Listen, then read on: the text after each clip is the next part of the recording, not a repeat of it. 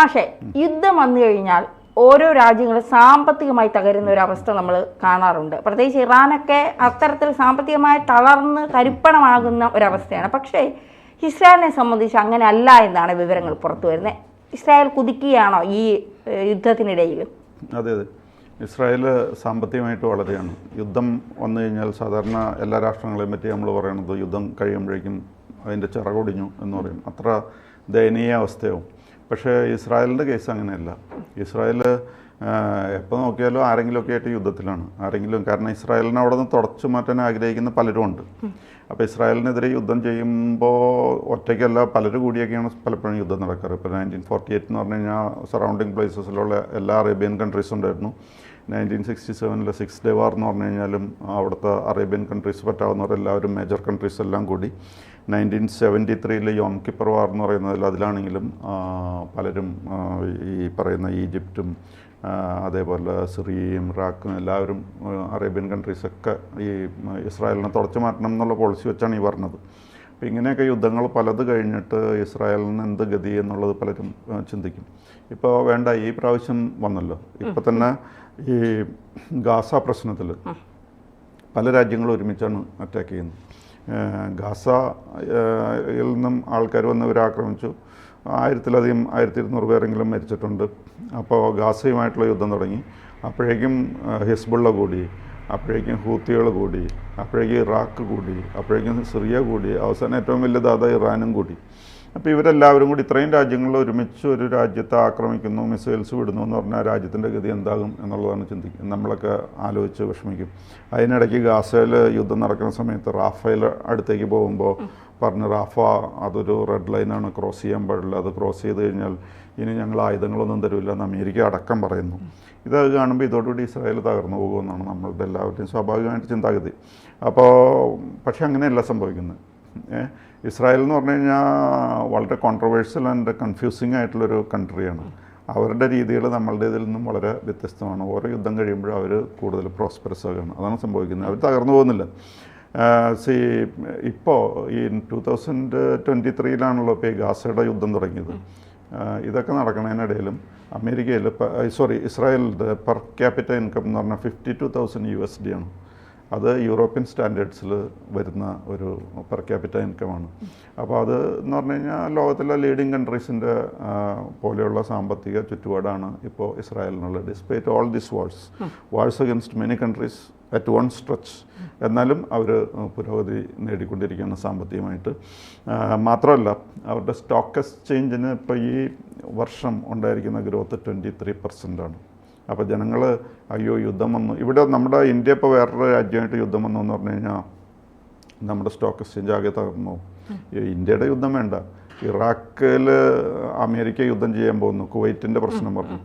ആ അമേരിക്ക യുദ്ധം ചെയ്യണ ദിവസങ്ങളായപ്പോഴേക്കും തകർന്നു പോയി നമ്മുടെ ഇന്ത്യൻ സ്റ്റോക്ക് എക്സ്ചേഞ്ച്. നമ്മൾ യുദ്ധം ചെയ്യണില്ല, അവിടെ യുദ്ധം നടക്കുന്നതിൻ്റെ പേരിൽ നമ്മുടെ സ്റ്റോക്ക് എക്സ്ചേഞ്ച് തകർച്ചയുടെ വക്കിലായിരുന്നു. അപ്പോൾ അതേപോലെ ഇവിടെ ഇസ്രായേൽ ഒരു ഒറ്റയ്ക്ക് ഇത്രയും രാജ്യങ്ങളുമായിട്ട് യുദ്ധം ചെയ്യുമ്പോൾ എന്ത് സംഭവിക്കുന്നു? ഒന്നും സംഭവിക്കാനുള്ള അവർക്ക് സ്റ്റോക്ക് എക്സ്ചേഞ്ചിന് 23% ഗ്രോത്താണ് ഉണ്ടായിരിക്കുന്നത്. പിന്നെ എങ്ങനെ ഇത് സാധിക്കുന്നു എന്ന് ചോദിച്ചു കഴിഞ്ഞാൽ പല കാരണങ്ങളുണ്ട്. അതിലൊരു കാരണം ഓഫ് കോഴ്സ് അമേരിക്ക തന്നെ. അമേരിക്കയാണ് ഏറ്റവും അധികം സാമ്പത്തിക സഹായം ഇസ്രായേലിന് കൊടുക്കുന്നത്. ഏത് പ്രതിസന്ധിയിലും അവർ കൂടെ നിൽക്കുന്നുണ്ട്. 1948 ഇസ്രായേൽ ഫോം ചെയ്തത്. അപ്പോൾ ഇസ്രായേൽ ഫോം ചെയ്തതിന് ശേഷമുള്ള മൊത്തം സഹായം ചോദിച്ചു കഴിഞ്ഞാൽ $380 ബില്യൺ ഇപ്പോൾ അമേരിക്ക ഓൾറെഡി കൊടുത്തു കഴിഞ്ഞിട്ടുണ്ട്. അത് എക്കണോമിക് ആൻഡ് മിലിറ്ററി എയ്ഡ് എന്നുള്ള രീതിയിൽ കൊടുത്തിരിക്കുന്നതാണ്. $380 ബില്യൺ ഇസ്രായേലിന് കൊടുത്തിരിക്കുന്നത്. അത് എന്ന് പറഞ്ഞു കഴിഞ്ഞാൽ അമേരിക്ക മൊത്തം ലോകത്തിൽ ചിലവാക്കിയിരിക്കുന്ന തുകയുടെ, അതായത് വിദേശ രാജ്യങ്ങൾക്ക് വേണ്ടി ചിലവാക്കിയിരിക്കുന്നതിൻ്റെ പകുതി ഇസ്രായേലിന് തന്നെയാണ് കൊടുത്തിരിക്കുന്നത്. അപ്പോൾ ഏറ്റവും പ്രധാനപ്പെട്ട സഹായി എന്ന് പറഞ്ഞു കഴിഞ്ഞാൽ അമേരിക്ക തന്നെ, അതിൽ സംശയമൊന്നുമില്ല. അപ്പോൾ അമേരിക്ക സാമ്പത്തികമായിട്ട് മാത്രമല്ല സഹായിക്കുന്നത്. അമേരിക്കയുടെ സാമ്പത്തിക സഹായം കൊണ്ട് മാത്രം ഇത് മുന്നോട്ട് പോകാൻ പറ്റില്ല. കാരണം എന്താണെന്ന് വെച്ച് കഴിഞ്ഞാൽ ഇപ്പോൾ റഷ്യ, ഇറാൻ മുതലായ രാജ്യങ്ങളുണ്ടല്ലോ, അവർക്ക് പോലും സാങ്ഷൻസ് എന്ന് പറഞ്ഞാൽ പേടിയാണ്. ഉപരോധം ഏർപ്പെടുത്തുമ്പോൾ ഇപ്പോൾ ഇസ്രായേലിൻ്റെ പേരിൽ ഉപരോധം ഏർപ്പെടുത്താനായിട്ട് പല ശ്രമങ്ങൾ ഈ ഗാസ യുദ്ധത്തിന് ശേഷം നടന്നു. അപ്പോൾ ആ സാങ്ഷൻസിന് തടയിടുന്നത് അമേരിക്കയാണ്. അവർ വീറ്റോ പ്രയോഗിക്കും. പിന്നെ UN ഇവരെ കണ്ടം ചെയ്യാനായിട്ടുള്ള സ്റ്റെപ്സ് ഉണ്ട്. സീസ് ഫയറിനുള്ള സ്റ്റെപ്സ് എടുക്കാറുണ്ട്. ഇതെല്ലാം വന്ന് വേറെ ഒരു രാജ്യവും ഇസ്രായേലിനെ സപ്പോർട്ട് ചെയ്യാനില്ലാത്തപ്പോഴും അവർ US ആണ് അവരുടെ ഡിപ്ലോമാറ്റിക് എഫേർട്സ് കൊണ്ടാണ് ഇസ്രായേൽ രക്ഷപ്പെടുന്നത്. പിന്നെ നെതന്യാഹുവിനെ അറസ്റ്റ് ചെയ്യണമെന്നും പറഞ്ഞുകൊണ്ട് ഇൻ്റർനാഷണൽ ക്രിമിനൽ കോർട്ടിൻ്റെ ജസ്റ്റിസ് കരീം ഖാൻ എന്ന് പറയുന്നൊരു പാകിസ്ഥാനി ഒറിജിനുള്ള ആളാണ്. അയാൾ നെതന്യാഹുവിനെ അറസ്റ്റ് ചെയ്യണമെന്നൊക്കെ പറഞ്ഞു. അതൊക്കെ അമേരിക്കയും പുച്ഛിച്ച് തള്ളി, ഇസ്രായേലും പുച്ഛിച്ച് തള്ളി. അപ്പോൾ ഇങ്ങനെ അമേരിക്കയുടെ support of course is a very decisive and crucial ഫാക്ടറാണ്. അത് സമ്മതിച്ചു. പക്ഷേ അത് മാത്രമല്ല, ഈ ഇസ്രായേൽ ഇങ്ങനെ പിടിച്ചു നിൽക്കുന്നതിൻ്റെ കാരണം എന്താണെന്ന് വെച്ച് കഴിഞ്ഞാൽ ഈ ഇസ്രായേലിൻ്റെ എക്കോണമി അത് ഇറ്റ് ത്രൈവ്സ് ഡ്യൂറിങ് ദി വാർ എന്നാണ് ആൾക്കാർ പറയാറ്. അപ്പോൾ അതിൻ്റെ കാരണം എന്താണെന്ന് വെച്ച് കഴിഞ്ഞാൽ അവർ ഈ എക്കോണമിയും മിലിറ്ററി റിസർച്ചും മിലിറ്ററി ആക്ടിവിറ്റീസ് ഉണ്ടല്ലോ അവരുടെ എക്കോണമിയായിട്ട് റിലേറ്റഡ് ആണ്. നമ്മുടെ ഫൈനാൻസ് മിനിസ്റ്റർ ഒരു വഴിക്ക് പോകുന്നു, ഫൈനാൻസ് കാര്യങ്ങളിൽ ഇടപെടുന്നു, മിലിറ്ററിയുടെ കാര്യങ്ങളാണെങ്കിൽ ഡിഫൻസ് മിനിസ്റ്റർ കൈകാര്യം ചെയ്യുന്നു. അത് തമ്മിൽ വലിയ ബന്ധമൊന്നുമില്ല. പക്ഷേ ഇസ്രായേലിൻ്റെ എക്കോണമി എന്ന് പറഞ്ഞാൽ എല്ലാം ഈ മിലിറ്ററി ആക്ടിവിറ്റീസായിട്ട് റിലേറ്റഡ് ആണ്.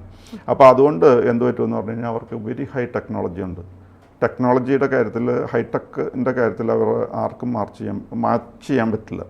ഇസ്രായേലിൻ്റെ ടെക്നോളജി കിട്ടിക്കഴിഞ്ഞാൽ, ആ സയൻസ് ആൻഡ് ടെക്നോളജി കിട്ടിക്കഴിഞ്ഞാൽ, അതേപോലെ അവരുടെ മിലിറ്ററി എക്യുപ്മെൻറ്റ് കിട്ടിക്കഴിഞ്ഞാൽ ഒരു രാജ്യത്തിൻ്റെ തലവര മാറും. അത് വേറെ ഒന്നും നമ്മൾ എക്സാമ്പിൾസ് എടുക്കേണ്ട, ഇന്ത്യയുടെ തന്നെ കേസ് എടുത്താൽ മതി. ഈ കാർഗിൽ വാറിൻ്റെ സമയത്ത് പാകിസ്ഥാൻ വലിയ മലകളുടെ മുകളിൽ കയറിയിരുന്നിട്ട് അവർ അറ്റാക്ക് ചെയ്യായിരുന്നു. അപ്പോൾ ഈ ഡിഫൻസ് എന്ന് പറഞ്ഞു കഴിഞ്ഞാൽ അത് ഇസ്രായേലിൻ്റെ എക്കോണമിയായിട്ട് ഇൻ്റഗ്രേറ്റഡ് ആണ്. അങ്ങനെയാണ് പോകുന്നത്. അപ്പോൾ അതുകൊണ്ട് അവരുടെ കോൺഫ്ലിക്റ്റ് ഒരു ഓപ്പർച്യൂണിറ്റി ആയിട്ട് അവർ മാറ്റാണ്. അപ്പോൾ അവരുടെ ടെക്നോളജിയുടെ ഗ്രേറ്റ്നെസ് എന്ന് പറഞ്ഞു കഴിഞ്ഞാൽ ഇപ്പോൾ ഒന്ന് രണ്ട് എക്സാമ്പിൾസ് എടുത്താൽ മതി. ഇന്ത്യക്ക് തന്നെ ബെനിഫിറ്റ് കിട്ടിയത് ആലോചിച്ചാൽ മതി. കാർഗിൽ വാറിൻ്റെ സമയത്ത് നമ്മൾ ഈ വിഷമിച്ചുകൊണ്ടിരിക്കുമ്പോഴാണ് അവർ നമുക്ക് അവരുടെ അന്നത്തെ വലിയ കാര്യമായിരുന്നു ലേസർ ഗൈഡഡ് മിസൈൽ ടെക്നോളജി. അത് അന്ന് നേറ്റോയ്ക്ക് മാത്രമേ ഉള്ളൂമായിരുന്നു. നേറ്റോയോട് ചോദിച്ചാൽ അമേരിക്കയോട് ചോദിച്ചിട്ട് പറഞ്ഞ് അവർ തെറ്റില്ലെന്ന് പറഞ്ഞു. കാരണം പാകിസ്ഥാനെ പിന്തിരിപ്പിക്കാനോ വിഷമിപ്പിക്കാനോ ആ ഒരു പ്രശ്നം, പാകിസ്ഥാൻ പ്രശ്നം മൂലം അവർ തന്നില്ല. അപ്പോൾ എന്ത് പറ്റിയെന്ന് പറഞ്ഞു കഴിഞ്ഞാൽ ഇന്ത്യ എന്ത് ചെയ്യും? പിന്നെ അടുത്ത സ്റ്റെപ്പ് എന്ന് പറഞ്ഞാൽ ഔട്ട്സൈഡ് നേറ്റോ പിന്നെയുള്ളത് ഇസ്രായേലിനാണ്. ഇസ്രായേലിനോട് ചോദിച്ചപ്പോൾ തന്നെ അത് കിട്ടി.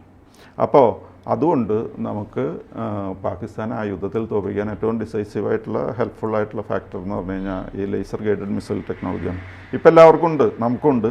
അന്നതില്ലായിരുന്നു. അപ്പോൾ ഇസ്രായേലിൻ്റെ ആ ഹെൽപ്പിൻ്റെ പ്രാധാന്യം മനസ്സിലാക്കാം. അതേപോലെ പുൽവാമയിൽ 40 സെക്യൂരിറ്റി ആൾക്കാർ നമ്മുടെ കൊന്നു. അപ്പോൾ മോഡിക്ക് പാകിസ്ഥാനിൽ ഒരു അടി കൊടുക്കണമെന്ന് വന്നു. അന്ന് നമ്മൾ ഉപയോഗിച്ചതും ഇസ്രായേലിൻ്റെ ടെക്നോളജിയാണ്. അതിന് സ്പൈസ് എന്ന് പറയും, സ്പൈസ് ടെക്നോളജി എന്നൊക്കെ പറയാറുണ്ട്. അതായത് സ്പൈസ് എന്ന് പറഞ്ഞു കഴിഞ്ഞാൽ smart, precise, impact, cost effective. അതാണ് ഈ സ്പൈസ് എന്നുള്ളതിൻ്റെ full form. Smart, precise, impact, cost effective. അത് ഉപയോഗിച്ചിട്ടാണ്.